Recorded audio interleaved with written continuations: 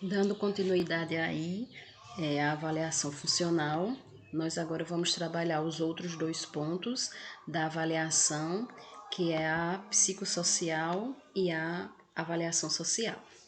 Então, na avaliação psicossocial, ela vai determinar o funcionamento da mente, tá? Então, nós já trabalhamos a avaliação de saúde física, né, onde a gente trabalhou o resgate aí histórico do paciente, né, com relação à sua saúde, seu processo saúde-doença. Nós trabalhamos a avaliação do autocuidado, fazendo aí uma ênfase na escala de Katz.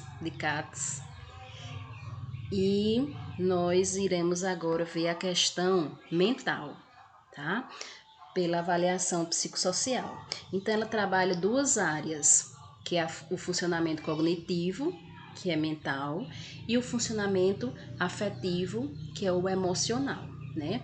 E a gente sabe que tanto a mente, dentro do processo normal de envelhecimento, ela traz mudanças significativas para o idoso, né? Nós já falamos aí quando a gente viu o sistema neurológico, tá? E também a questão afetiva, né? Onde ele vai ter um arsenal de emoções aí, de afetividade, carência, tristezas, alegrias, né? Eles muitas vezes vão focar a sua vida em uma pessoa, certo? E daí nós temos que ver a importância de cada pessoa no convívio desse idoso. Então, o funcionamento cognitivo, ele estima quanto a mente trabalha nas áreas como orientação, memória, concentração e julgamento. Tá? E o afetivo, ele descreve os sentimentos emocionais ou humor da pessoa, trabalha a questão da depressão ou pensamentos e comportamentos autodestrutivos. Com relação ao funcionamento cognitivo, nós temos um teste, tá? Que é o teste de Mehen, onde nós vamos trabalhar essa questão, né? Da orientação, da memória, do julgamento crítico, certo? Do idoso. Com relação ao funcionamento afetivo, não há um teste, tá? Mas esse funcionamento afetivo, nós temos que ter um olhar com relação a esses sentimentos autodestrutivos que muitas vezes o idoso tem, como por exemplo, eu não sirvo mais para nada, eu sou um peso, eu vou ficar só na minha casa, porque se eu for para casa do meu filho, eu vou atrapalhar, tá? E isso tem que ser trabalhado no idoso, essa importância dele ainda fazer parte do convívio familiar, tá? Então, assim, é bastante plausível, tá? Quando a família consegue inserir esse idoso, tá? Para que ele não tenha esses pensamentos autodestrutivos. E a literatura, ela fala muito, tá? Que a depressão nos idosos, ela muitas vezes é subnotificada. Por quê? Devido a um olhar, né, com esse corre-corre que nós temos hoje, muitas vezes a gente não para olhar aquele idoso que está em casa, né? A gente não tem tempo para ir visitar, né, o avô, a avó, o pai, a mãe, certo? Então, nós temos que, como profissionais de saúde, né, mostrar a importância da família para aquele idoso, tá? Então, através das nossas consultas, quando a gente tá lá na consulta com o nosso idoso, a gente tem que mostrar os acompanhantes, certo?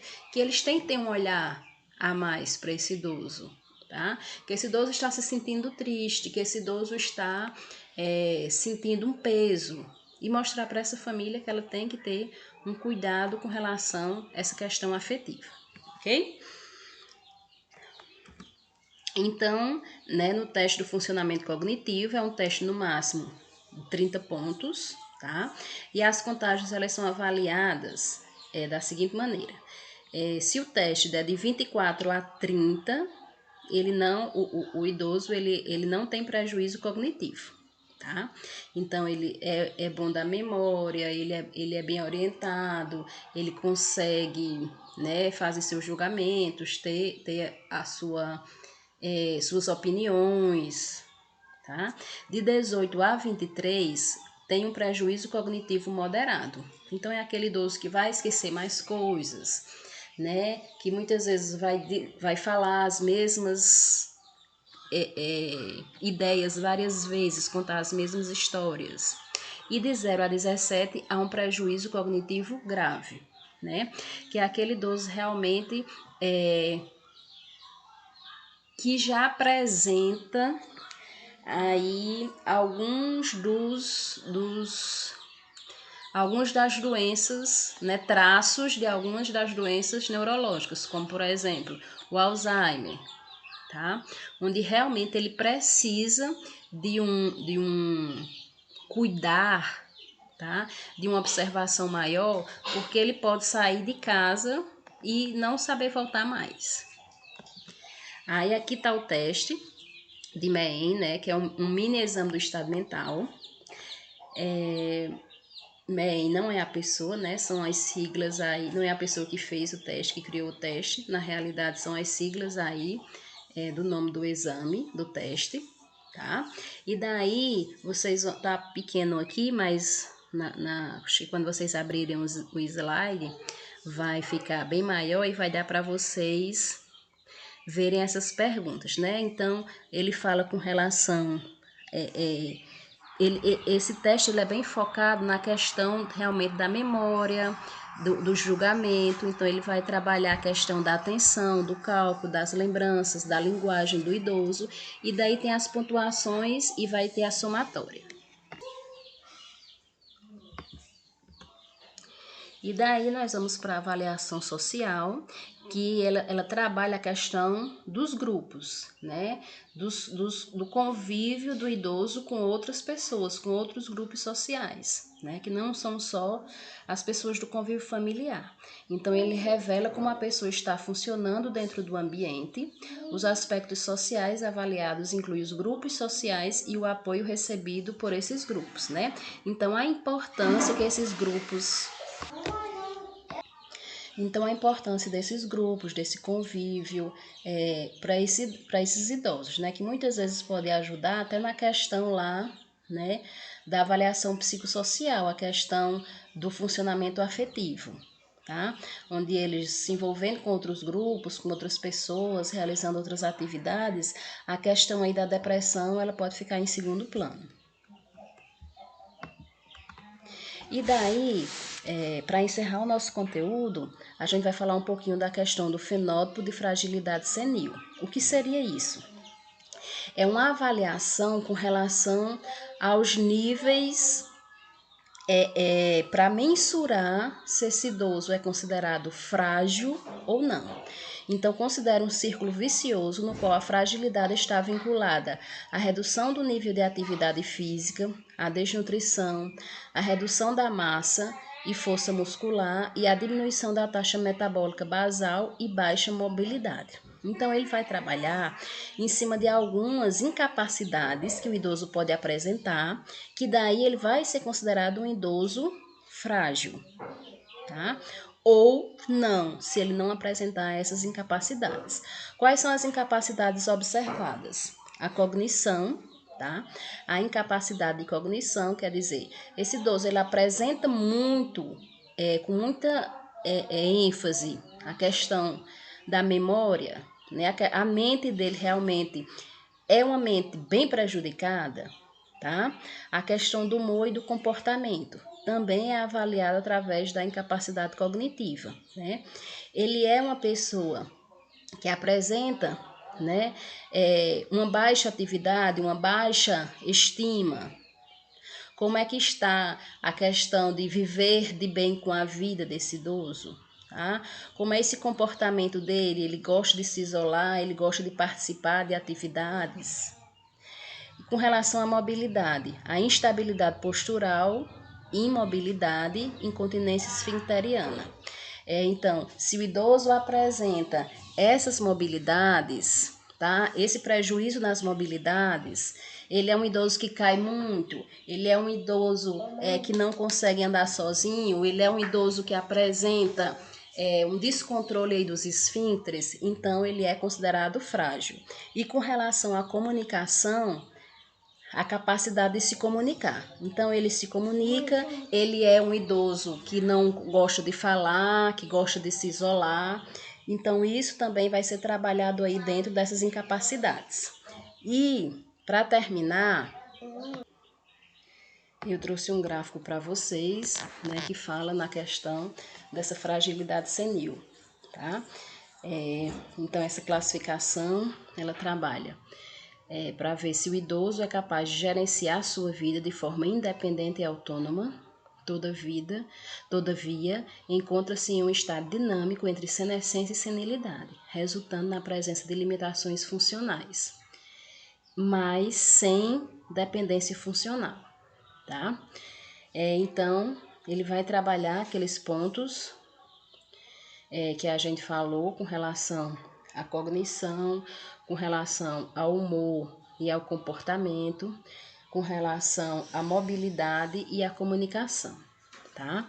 Então, ele também vai trabalhar a questão das comorbidades múltiplas, que são as várias doenças que o idoso ele pode apresentar, tá?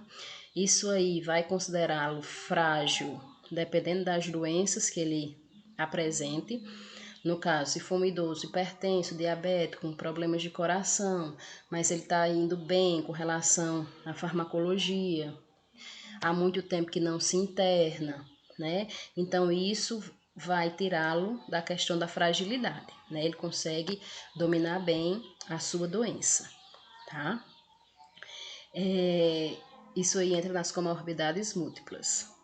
Se ele apresenta um comprometimento cognitivo leve, tá? Então, seria o quê? Esse comprometimento cognitivo leve seria aquelas limitações que a gente falou com relação ao cognitivo, o humor e o comportamento. Se não é tão alterado no idoso, ele é considerado leve, tá? E daí vem a questão da mobilidade, tá? Essa questão da mobilidade entra aí, né? O idoso apresenta muitas quedas, tá? O idoso tem uma postura bem curvada, o idoso apresenta emagrecimento, ele apresenta tremores, então isso faz com que ele seja considerado frágil, ok? Então, pessoal, vocês vão trabalhar essa questão do fenótipo de fragilidade senil na questão de considerar. O idoso, ele é visto como idoso frágil, ou o idoso, ele não é visto como frágil, tá? Em resumo, quando é que ele seria frágil? Quando ele apresentar essas incapacidades com relação à cognição, o humor e o comportamento, tá? Onde há uma decadência, onde há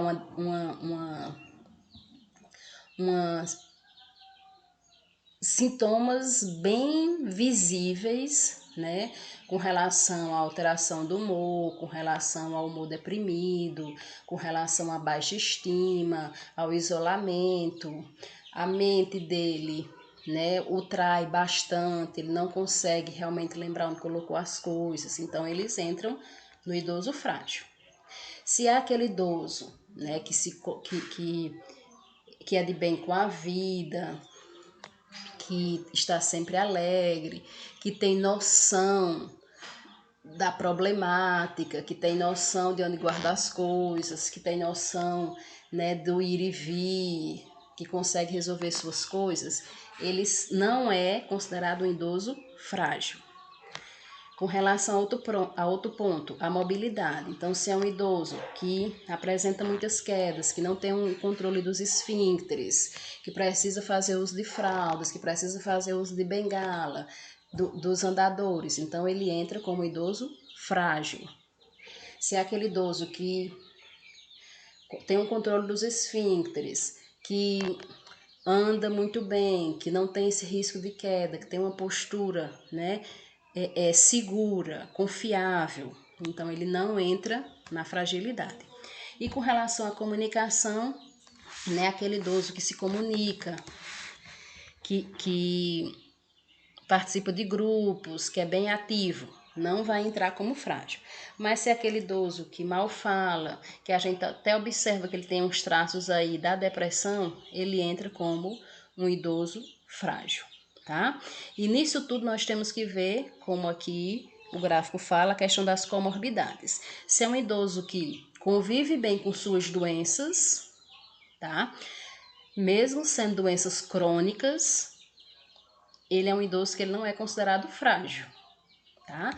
Porque ele convive bem com essas doenças. Mas se é um idoso que volta e meia, devido às suas doenças, ele se interna, ele precisa mudar as medicações, ele precisa fazer exames mais corriqueiros, tá? Então, ele é um idoso considerado frágil. Ok, pessoal? E daí nós encerramos o nosso conteúdo, tá?